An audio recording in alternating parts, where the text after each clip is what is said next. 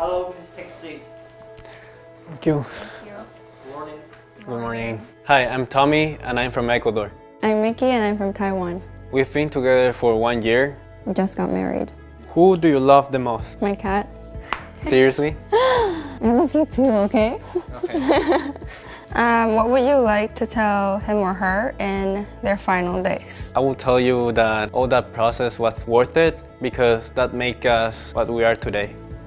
That's so sweet. Will you discuss death with your loved ones? It's a very painful topic to speak with your loved ones. This is something you need to deal with afterwards. Have you ever experienced a death or an incurable disease of a family member? Yeah, twice. My 2 grandfathers passed away. One passed away last year. The doctors couldn't do anything about it. Both of my grandparents. One of them were supposed to leave earlier, but they were not willing to let her go. But in the end, it was very painful for her. So it was not something that I would want to remember because the atmosphere was really low during that time in our family. Yeah, it was that time. If you're diagnosed with an incurable disease, will you confide to your loved ones? In the past, I could be quite hesitant. If your other half is diagnosed with an incurable disease, say the doctor tell you first, would you tell him or her? Life and death is a rather sensitive issue in Asian culture because typical Asian families tend to have very complex and conservative relationships.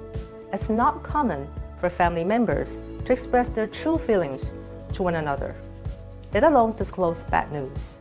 When this tendency applies to a clinical situation, it's not unusual that a patient himself or herself was kept in the dark by the family, having no clue of his/her own condition and can't make any medical decision for himself or herself. In Taiwan, we now have the Patient Right to Autonomy Act, ensuring patients to be the first to receive information about their conditions and will not be excluded from decision-making.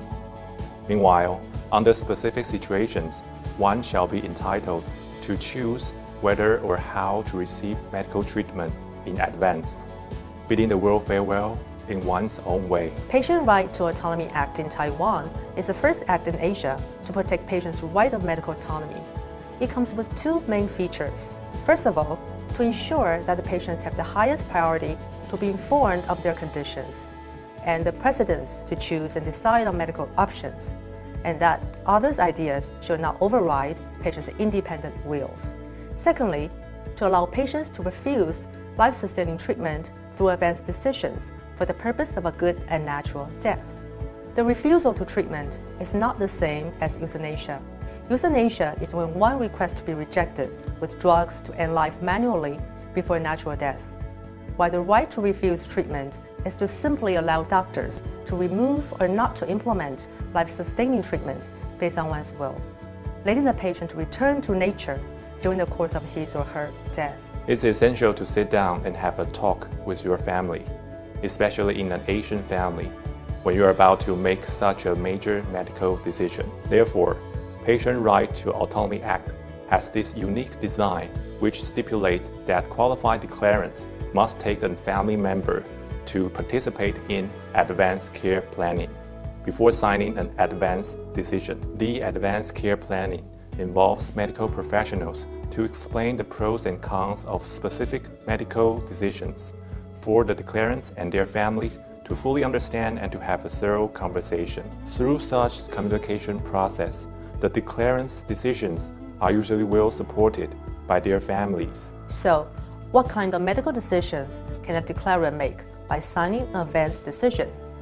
That is, one can decide beforehand what medical treatment he or she would like to receive or refuse if he or she complies with any of the 5 specific clinical conditions: being terminally ill, in an irreversible coma, in a permanent vegetative state, having severe dementia, or with other government-approved diseases.